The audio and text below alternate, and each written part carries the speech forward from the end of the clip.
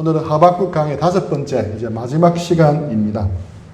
지난 시간에 우리가 생각해 보았듯이 하박국 1장과 2장에서 이제 3장으로 넘어가면서 놀라운 반전이 있다고 했습니다. 1장에서 하박국이 하나님께 대들듯이 항의하는 기도로 시작이 되었습니다. 하박국 선지자는 1장에서 어찌하여를 3번이나 반복하여 사용하면서 강한 의문을 토로하면서 하나님께 부르짖었습니다. 그리고 하박국은 성루에 서고 파수하는 곳에 서서 하나님께 귀를 기울입니다. 불편한 마음을 가진 채 그렇게 했습니다. 그랬던 그가 이제 3장에 와서 하나님이 어떻게 하시든지 하나님으로 인해 기뻐하고 즐거워하겠다는 놀라운, 우리가 잘 아는 이 고백을 합니다. 어찌하여를 3번이나 외쳤던 그가 3장에서는 못하며 없을지라도를 6번이나 반복하면서 거듭 하나님으로 인해 기뻐하고 즐거워하고 있습니다. 그 어찌하여가 없을지라도로 바뀐 놀라운 반전이 일어난 겁니다. 무엇이 이렇게 하박국 선지자를 바꾸어 놓았겠습니까? 지난 시간에도 생각해 봤는데 상황과 여건이 좋아져서 그랬겠습니까? 그것은 아닙니다. 우리 아까 읽은 말씀처럼 현실은 그대로였습니다. 그리고 앞으로 더 나빠질 겁니다. 하박국 선지자와 조국 남유다가 처한 현실은 희망이 보이지 않았습니다. 온통 암흑뿐이었습니다.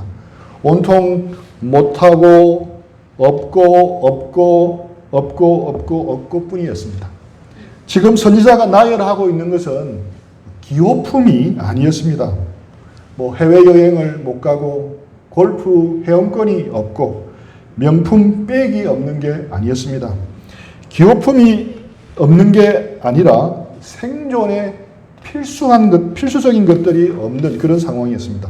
당장 며칠 뒤에는 가족의 끼니를 걱정해야 되는 상황이었습니다. 게다가 하나님이 일으키신 그 바벨론이 이제 곧 유다를 치러 올라오면 더 절망적인 상황에 처하게 될 것입니다. 그래서 이제 16절 말씀이 나왔습니다. 내가 들었으므로 내 창자가 흔들렸고 그 목소리로 말미암아 내 입술이 떨렸도다. 무리가 우리를 치러 올라오는 환난 날을 내가 기다림으로 썩이는 것이 내 뼈에 들어왔으며 내 몸은 내 조서에서 떨리는도다. 상황이 거의 막말로 미칠 지경이었습니다. 지금 현재 처한 현실과 앞으로 들이닥칠 미래를 생각만 해도 하박국 선지자는 창자가 떨리고 입술이 떨렸습니다. 창자가 흔들리고 입술이 떨렸습니다. 뼈가 썩는 것 같이 온몸으로 두려움을 느끼고 있었습니다. 그런 두려운 현실 속에서 지금 선지자는 기뻐하고 즐거워하겠다고 말합니다. 그럴지라도 하나님을 기뻐하고 즐거워하겠다고 고백합니다. 이거는 허세가 아닙니다. 하박국이 허경영이 아닙니다. 그래서 허박국이 아니고 하박국이죠. 이것은 현실에서 도피하여 종교적인 엑스타시, 황홀경에 빠져서 하는 고백도 아닙니다. 현실의 두 다리를 딛고 두 눈을 뜨고 하는 그런 고백입니다. 이것이 바로 믿음입니다. 사실 하박국서의 주제는 하박국서 2장 4절이라고 할 수 있습니다. 우리가 잘 알죠. 의인은 그의 믿음으로 말미암아 살리라. 이게 하박국서 주제 구절이라고 했습니다. 의인은 믿음으로 살아야 합니다. 의인은 에무나에 신실하신 하나님을 믿고 그 신실하신 하나님을 따라 에무나로 살아야 한다는 것입니다.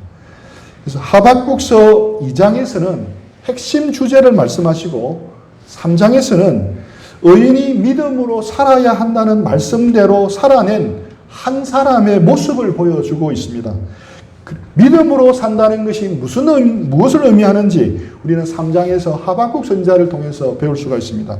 그래서 오늘은 이 말씀을 통해서 믿음으로 산다는 것이 무엇인지 지난번에도 한번 생각해 봤는데 다시금 생각을 해보기를 원합니다. 우리는 흔히 믿음은 능력이라고 생각합니다. 원하는 것을 간절히 바라고 기도하면 이루어지게 하는 그것이 믿음이다라고 생각합니다. 하지만 이런 것이 성경에서 말하는 믿음이 아닙니다. 이런 것이 성경에서 말하는 믿음이라면 기독교는 무당 푸닥거리로 전락해버립니다. 정성을 들여서 자신의 신을 감동시키려고 하는 무당 푸닥거리와 다를 바가 없는 겁니다. 신을 감동시켜서 자기가 원하는 것을 받아내는 거죠. 그런 것이 믿음이라면 무당집처럼 절당처럼 소원 성취 만사형통이라는 플랜카드를 아마 예배당 앞에도 밖에도 크게 걸어나와야 할 것입니다. 내가 원하는 것을 정해놓고 될 줄로 믿습니다, 믿습니다 하고 반복해서 외치고 부르짖어서 응답받는 것이 믿음이 아닙니다. 간절히 기도해서 하나님의 보좌를 움직이는 것이 결코 좋은 믿음이 아닙니다. 성경에서 말하는 믿음이 그럼 뭡니까? 간절하게 기도해서 하나님의 보좌를 움직이는 것이 아니라 내가 거기에 움직이고 내가 거기에 맞추는 겁니다. 나의 열망, 나의 간절한 소원, 나의 문제 해결이 중심이 아니란 겁니다. 하나님의 말씀, 하나님이 중심이 되어야 합니다. 하나님의 말씀 그대로 이루어지도록 바라는 것이 믿음입니다. 내 뜻이 아니라 하나님의 뜻이 온전히 이루어지도록 바라는 것이 믿음입니다. 비록 하나님의 말씀이 내가 기대한 것, 내가 생각한 것들, 내가 바라는 것과 다르게 흘러간다 할지라도 하나님을 여전히 신뢰하는 겁니다. 내 뜻과 내 계획과 내 타이밍과도 달라도 하나님의 계획이 선하시다, 옳다고 하는 것을 인정하는 겁니다. 더 이상 하나님을 인자하신 할아버지 하나님, 알라딘 요술램프의 지니와 같은 하나님만으로 받아들이지 않고 내 삶의 중심과 주체권을 하나님 앞에 내려놓는 것입니다. 하나님이 항상 옳습니다. 다른 태도로 하나님 앞에 내 삶을 내려놓는 게 그게 진짜 성경에서 말하는 믿음입니다. 이런 믿음은 다른 어떤 종교도 흉내도 낼 수 없는 겁니다. 오직 그리스도인들만 가질 수 있는 믿음입니다. 그런데 이런 믿음은 자연스럽게 오는 게 아닙니다. 번영의 복음, 제가 자주 이야기했잖아요. 그 번영의 복음은 우리의 본성과 부합되기 때문에 거부감 없이 잘 받아들일 수가 있습니다. 하지만 기독교의 참 복음은 우리의 본성을 거스르는 것이기 때문에 우리가 온 힘을 다해서 꽉 붙들어야 하는 것입니다. 저는 신앙이 수동태라고 생각합니다. 예수님 믿기 전에 우리는 능동태로 살았습니다. 내가 내 삶의 문장에서 주어가 되고 내가 내 삶의 주인이 되어서 모든 것을 내가 선택하고 결정하며 살았습니다. 그러나 이제 우리가 예수님을 믿었다면 우리는 이제 수동태로 살아야 합니다. 하나님이 주어가 되고 하나님이 주인이 되어서 우리의 삶을 인도해 가시도록 우리가 따라가야 한다는 겁니다. 우리는 그 인도하심에 순종해서 가야 한다는 겁니다. 그래서 신앙이 수동태에 가깝다라고 표현한 겁니다. 하지만 신앙에서 능동형을 취해야 할 부분이 유일하게 하나가 있다면 그것은 바로 하나님의 말씀을 향한 태도라고 생각합니다. 우리가 하나님을 향해서는 수동태가 되어야 되지만 하나님의 말씀을 향해서는 능동태가 되어야 됩니다. 하나님 말씀을 쉽게 말하면 내가 적극적으로 붙잡아야 한다는 겁니다. 말씀을 적극적으로 읽고 묵상하고 암송하고 공부를 해야 한다는 겁니다. 하박국은 그렇게 했습니다. 의인은 믿음으로 말미암아 살리라는 말씀을 기억했습니다. 그리고 나서 하박국은 오늘 본문에 보면 하나님의 말씀을 붙잡습니다. 꽉 붙잡습니다. 상황이 힘들었기 때문에 더욱 하나님의 말씀을 붙잡았습니다. 하나님의 말씀을 꽉 붙잡는 것을 통해 하박국은 하나님을 제대로 바라볼 수가 있었습니다. 그게 오늘 본문 3절부터 15절의 그런 내용입니다. 몸이 떨릴 정도로 두려워할 수밖에 없는 현실 속에서 하박국은 과거에 하나님이 행하셨던 구원 사건을 떠올립니다. 그리고 그 하나님을 기억하고 마음에 새기고 그 하나님이 지금도 역사하실 것이라고 붙잡고 있는 겁니다. 하박국이 눈을 들어 하나님 말씀 통해서 발견한 것은 일하시는 하나님이었습니다. 보면 이 구절에서 주어가 뭐냐면 주어가 하나님입니다. 하나님. 그렇죠? 하나님이 오시며 오시는도다. 대만에서부터 오시고 바란산에서부터 오시는도다. 이렇게 말하고 있습니다. 대만과 바란산은 이스라엘의 광야 생활을 했던 곳과 관련된 지명입니다. 광야 생활에 함께 하셨던 하나님이 지금 오신다고 말씀하고 계십니다. 강조점은 하나님이 오신다는 겁니다. 하나님이 다가오셔서 나와 함께 하신다는 겁니다. 하나님은 멀리 팔짱을 끼고 무관심하게 우리의 문제를 쳐다보고 계신 분이 아니라는 겁니다. 6절에 보면 그가 서신적 또 그가 보신적, 계속 주어가 하나님입니다. 하나님이 지금 구체적으로 일하고 계십니다. 서신적이라는 표현은 하나님이 앉아 계신 분이 아니라 적극적으로 일하시는 것을 보여줍니다. 보신적이라는 말은 하나님이 무관심한 분이 아니라 모르고 계신 것이 아니라 모든 상황을 다 지켜보고 계심을 알려주는 겁니다. 의인을 지켜보시고 악인도 지켜보십니다. 불꽃 같은 하나님의 눈동자로 우리의 모든 것을 지켜보시는 겁니다. 그리고 8절에 보면 주께서 말을 타시며 구원의 병거를 모시오니 적극적으로 일하고 계심을 볼 수가 있습니다. 또 9절에도 역시 주어가 주께서 하나님입니다. 동사원 보면 꺼내시고 쏘셨나이다 쪼개셨나이다. 하나님이 지금 구체적으로 계속 개입하시고 역사하고 계신 분임을 보여줍니다. 12절, 13절, 14절, 15절 계속해서 주어가 주께서라고 반복되어 나타나고 있습니다. 하나님이 주께서 지금 개입하셔서 일하고 있다고 보여주시는 겁니다. 이제까지 1장, 2장에서 하박국이 힘들어했던 게 뭐냐면 왜 하나님이 이렇게 기도하고 간절히 바라는데 잠잠히 있냐는 것이었습니다. 하박국은 하나님이 관심도 없으시고 그냥 아무런 일도 하지 않는 분으로 오해했습니다. 그런데 말씀을 통해서 과거에 역사하신 하나님을 묵상하면서 그것이 아님을 알게 됐습니다. 하나님은 매우 적극적이고 활발하게 역사하시고 일하시는 분임을 알게 된 겁니다. 하박국이 말씀 속에서 만난 하나님은 역사의 한가운데 찾아오셔서 지금도 열심히 일하시는 분이었습니다. 과거에도 그리고 지금도 여전히 일하시는 하나님에 대해서 이제 하박국이 눈을 뜬 겁니다. 또한 하박국이 하나님의 말씀을 통해서 바라본 하나님은 능력의 하나님이었습니다. 오늘 말씀에서 하나님의 능력과 권능을 나타내는 단어가 많이 나옵니다. 지금 하나님이 오시는데 그 오시는 하나님이 능력의 하나님이라는 겁니다. 5절에 보면 역병이 그 앞에서 행하며 불덩이가 그의 발밑에서 나오는도다.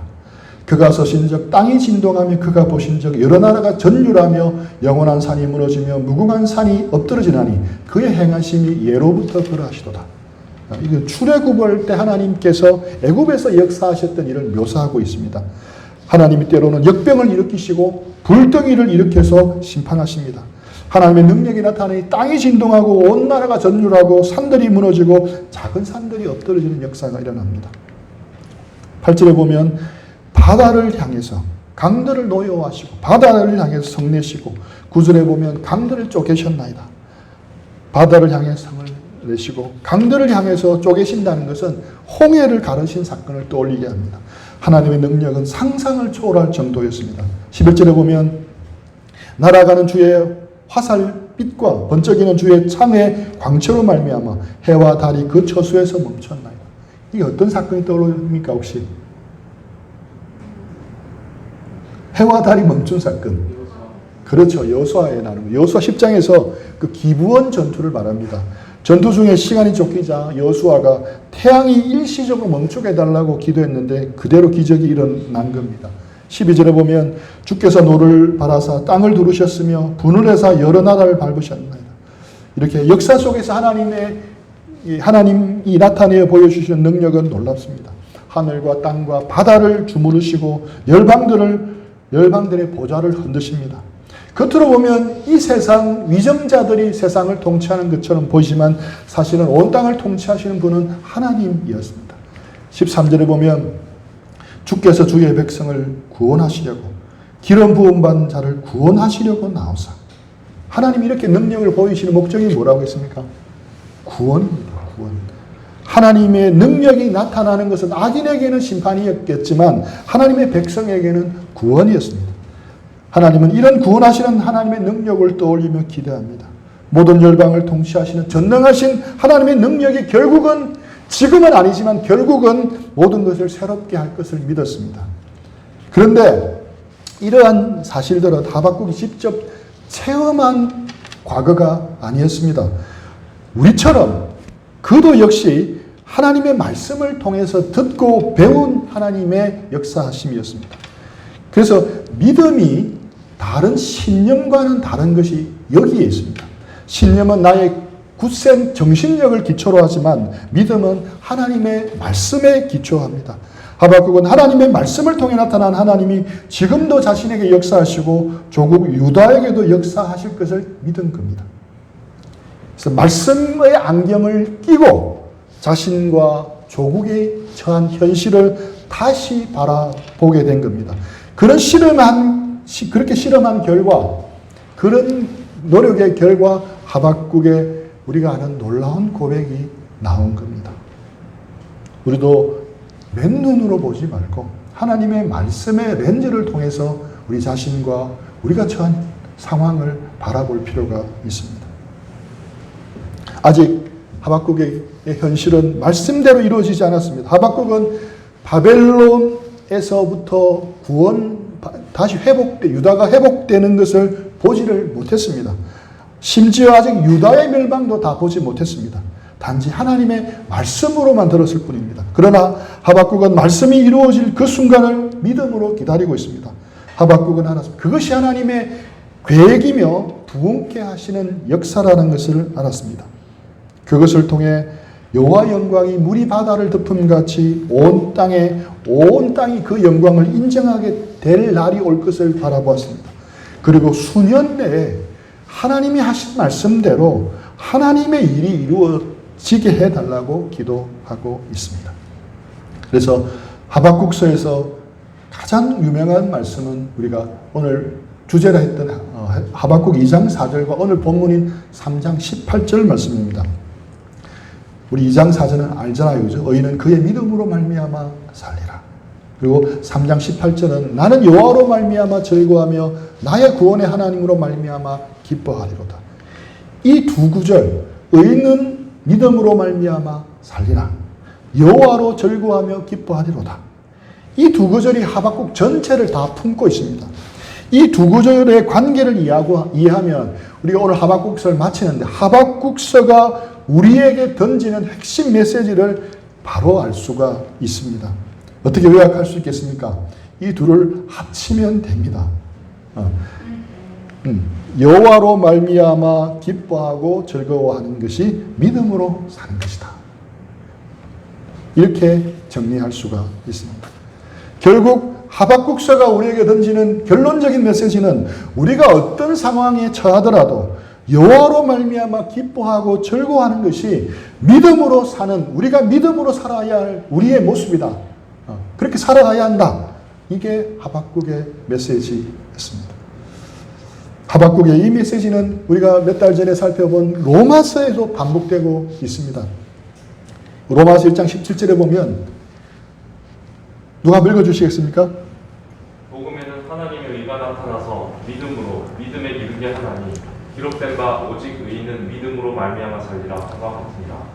네, 신약성경 로마서에서도 의인은 믿음으로 말미암아 살리라고 말하고 계속 복음을 쭉 설명해 나갑니다.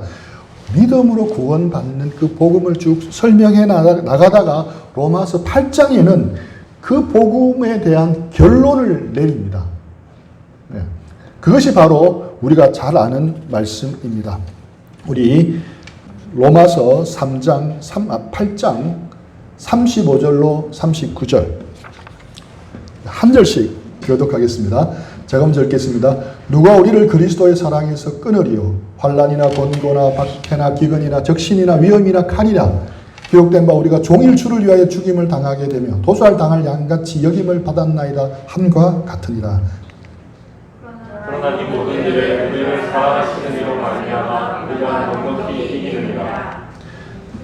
우리 같이 읽겠습니다. 내가 확신하노니 사망이나 생명이나 천사들이나 권세자들이나 현재일이나 장래일이나 능력이나 높음이나 깊음이나 다른 어떤 피조물이라도 우리를 우리 주 그리스도 예수 안에 있는 하나님의 사랑에서 끊을 수 없으리라.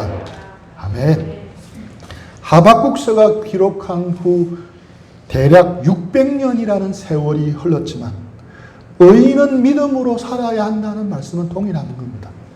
초대교회 성도들의 형편은 어땠습니까? 이 35절, 36절을 보면 그들은 예수님을 믿는다는 이유 한 가지만으로 환난과 공고를 당했고 박해를 받았습니다. 기근, 굶주림을 겪어야 했고 적신, 헐벗는 삶을 살아야 했습니다. 믿는다는 이유로 잡히면 원형 경기장에 사자밥이 될 수 있는 위협이 늘 있었고 로마 군대의 칼에 지도새도 모르게 처형될 수도 있었습니다. 종일 주님을 위해 죽임을 당하게 되고 도살당할 양처럼 살아갈 수밖에 없었습니다. 바벨론에 의한 멸망을 앞두고 하박국이 없고 없었다고 했던 600년 전 하박국의 상황과 초대교회 상황이 아주 유사합니다.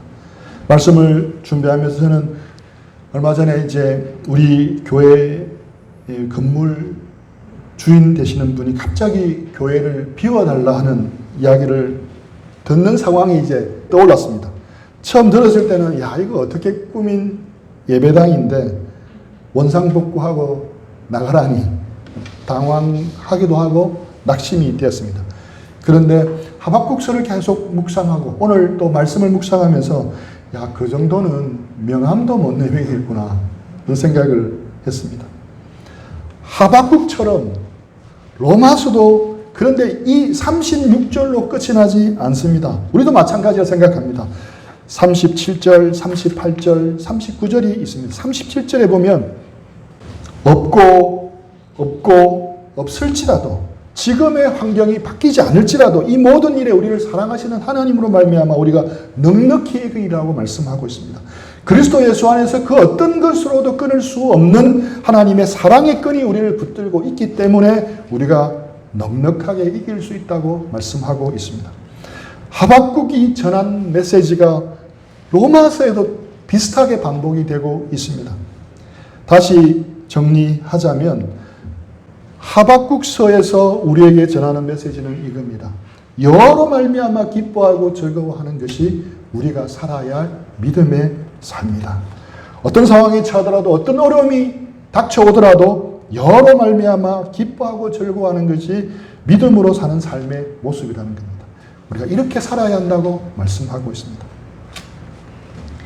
전에도 나눈 적이 있는데 그 웨스트민스터 소요리 문답 첫 번째 질문이 인생의 목적은 무엇인가? 라는 질문입니다.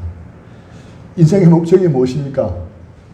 그 답은 하나님을 영화롭게 하고 영원토록 그를 즐거워하는 것 이렇게 나옵니다.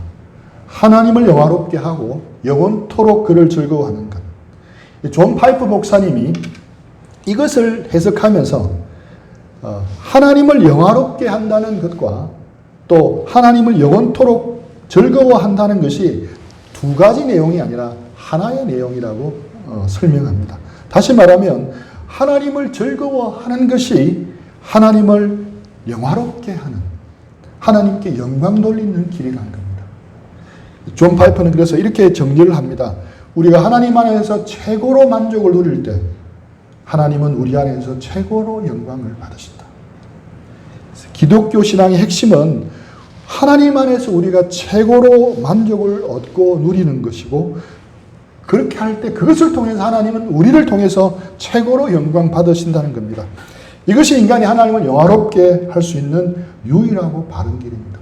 어떤 것을 이루어내고 어떤 상을 받고 성공을 해서 하나님께 영광 돌리는 것만이 영광 돌리는 게 아닙니다. 정상적인 부부 사이에서는 부부가 서로에게 줄 수 있는 가장 큰 영광이 무엇이겠습니까? 남편이 아내에게서 얻을 수 있는 가장 큰 영광이 무엇이겠습니까? 또 아내가 남편에게 얻을 수 있는 가장 큰 영광은 무엇이겠습니까? 명품 백을 사주는 거겠습니까? 고급 승용차를 받는 거겠습니까? 아니겠죠. 서로에게 줄 수 있는 가장 큰 영광은 서로가 서로를 즐거워하고 가장 즐거워하고 가장 기뻐하는 겁니다. 세상에 수많은 남자들이 있고 수많은 여자들이 있습니다. 내 남편보다 잘생기고 능력 있는 남자도 많고 내 아내보다 예쁘고 매력적으로 보이는 여자도 많습니다. 그럼에도 불구하고 남편이 누릴 수 있는 가장 큰 영광이 뭐겠습니까? 나의 아내가 세상 그 어떤 남자보다 나를 가장 기뻐하고 즐거워하고 존경하는 겁니다. 아내가 누릴 수 있는 가장 큰 영광은 뭐겠습니까? 나의 남편이 세상 그 어떤 여자보다 나를 즐거워하고 사랑하고 기뻐하는 겁니다. 온갖 값비싼 명품을 때마다 선물하지만 정작 나보다 다른 여자를 좋아하고 즐거워하고 기뻐한다면 그것은 결코 아내에게 영광이 되지 않습니다. 아내를 가장 비참하게 만드는 겁니다. 물론 나의 남편이 이 세상 그 어떤 여자보다 자신을 즐거워하고 기뻐하고 사랑해 주면서도 명품 백까지 잘 사준다면 가장 좋겠지만 그럼 제일 좋겠죠. 이것을 하박국 주제와 연결시켜 보겠습니다. 어떤 상황에 처하더라도 우리가 하나님을 기뻐하고 즐거워하는 것이 우리가 살아야 할 믿음의 삶이고 이런 삶을 통해서 하나님이 가장 영광을 받으신다는 이렇게 정리할 수 있습니다.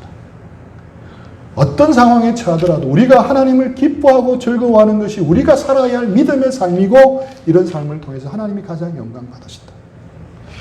이런 핵심 메시지에 대한 구체적인 적용이 될 수 있는 게 예배입니다. 예배는 영어로 worship인데 worship이라는 단어에서 나왔답니다. 그 가치를 인정한다. 그것이 예배입니다. 우리가 예배 시간에 나와서 하나님을 찬송하고 하나님의 말씀을 듣는 것은 일종의 고백입니다. 어떤 고백입니까? 나에게 하나님이 가장 즐거운 분입니다. 나에게 하나님이 가장 귀하고 가치로운 분입니다. 라고 고백하는 겁니다. 만약 내가 하나님보다 더 즐거워하고 더 가치롭게 생각하는 것이 있다면 예배 시간에 예배 드리지 않고 거리로 갈 겁니다. 만약 내가 하나님보다 더 즐거워하고 더 가치롭게 생각하는 것이 있다면 매일 아침 첫 시간에 주님과 교제하기보다 그 일을 먼저 시작할 겁니다. 직장 일에 치여 지치고 힘들면 아침마다 큐티에 많은 시간을 드리는 건 정말 쉽지 않습니다. 하지만 아무리 바쁜 직장인이라도 5분, 10분 정도는 얼마든지 주님께 드릴 수 있습니다. 이것은 가치 매김의 문제입니다.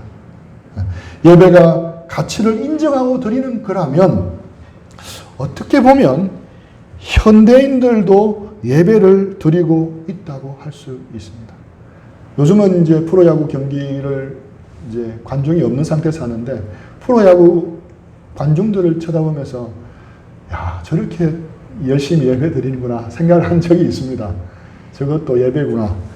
그 장소가 예배당이 아니라 야구장이고 축구장이고 TV 앞에 서고 게임 모니터 앞에서 예배를 드리는 것이 그냥 다를 뿐입니다. 대상이 다르고 장소가 다릅니다. 현대를 살아가는 많은 사람들이 이 가치 매김을 잘못하고 있습니다.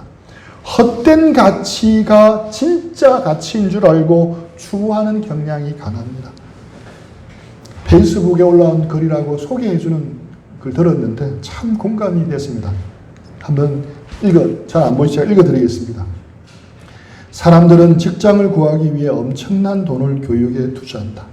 그리고 취직하면 회사에 입고 갈 옷과 출근할 차를 산다.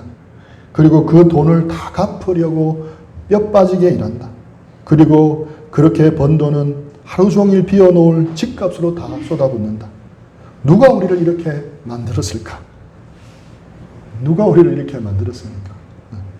공감이 가는 부분이 있습니다. 하나님을 최고의 가치로 여기는 것이 예배입니다. 주일 예배가 있고 또 매일 아침 우리가 드리는 경건의 시간에 예배가 있습니다. 헛된 가치에 빠져 살지 않으려면 우리는 이 예배를 소중하게 지켜내야 합니다. 우리가 예배를 지킨다고 생각하지만 사실은 지나고 나서 보면 예배가 우리를 지킨다는 것을 알 수가 있습니다. 우리 하박국서 강해를 마치면서 우리 모두가 이 주제대로 믿음으로 살아가기를 축복합니다. 어떠한 형편과 상황에 처할지라도 하나님을 기뻐하고 즐거워하는 믿음의 삶을 저도 그렇고 우리 모두도 그렇고 그렇게 살아가기를 축복합니다. 그런 삶을 통해서 하나님께서 가장 큰 영광을 받으시고 우리가 가장 하나님께 크게 영광 돌릴 수가 있는 겁니다. 우리 각자가 처한 삶의 현장에서 이 시대의 하박국 선지자로 살아가기를 그런 살아가는 우리 모두가 되기를 축복합니다.